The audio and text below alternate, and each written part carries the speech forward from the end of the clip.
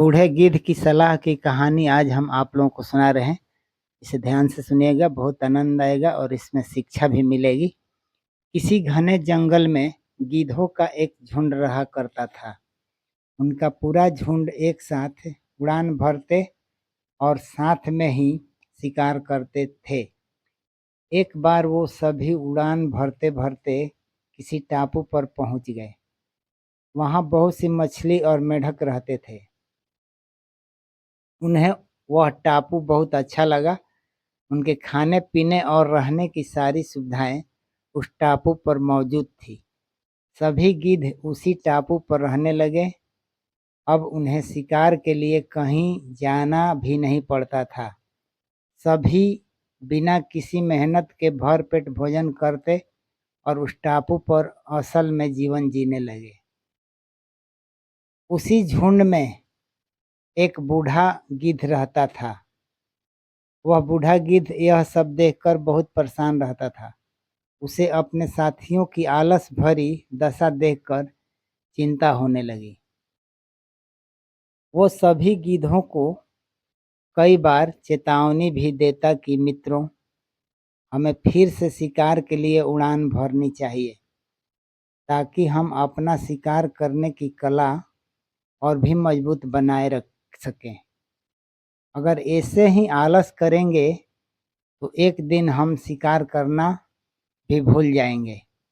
इसलिए हमें जल्द ही अपने पुराने जंगल में वापस जाना चाहिए।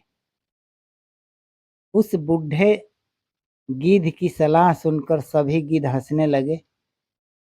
वह उसका मजाक बनाने लगे। उन्होंने कहा कि बूढ़ा होने की वजह से इनका दिमाग खराब हो गया है, इसलिए यह हमें आरामदायक जीवन छोड़कर जाने की सलाह दे रहे हैं। ये कहकर गिद्धों के झुंड ने उस टापू से जाने से मना कर दिया। इसके बाद वह बूढ़ा गिद्ध अकेले ही वापस जंगल में लौट गया।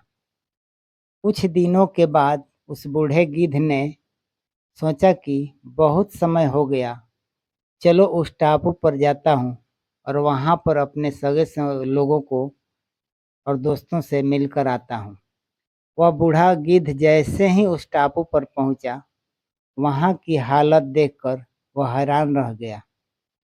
वहां का दृश्य बहुत भयावह था। उस टापू पर मौजूद सभी गिद्ध मर गए थे। वहां पर सिर्फ उनकी लाशें ही पड़ी थी। तभी उसे कोने में एक घायल गिद्ध दिखाई दिया।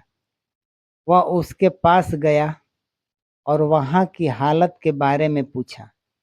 उसने बताया कि कुछ दिन पहले इस टापू पर चीतों का एक झुंड आया था, जिन्होंने उन पर हमला कर दिया और सबको मार दिया। हम लोग बहुत समय से ऊंचा उड़े नहीं थे, तो हम अपनी जान भी नहीं बचा सके। हमारे पंजों में उनसे मुकाबला करने की क्षमता भी कम हो गई थी। उस घायल गिद्ध की बात सुनकर बूढ़े गिद्ध को बहुत दुख हुआ। उसके मरने के बाद बूढ़ा गिद्ध अपने जंगल में वापस चला गया। इस कहानी से देखिए हमें सीख मिलती है। क्या सीख मिलती है? कि हमें हर हाल में अपनी शक्ति और अधिकारों की रक्षा करनी चाहिए। अगर आलस की वजह से अपना कर्तव्य करना छोड़ देंगे तो भविष्य में यह हमारे लिए घातक हो सकता है, जैसा कि इस कहानी में हुआ।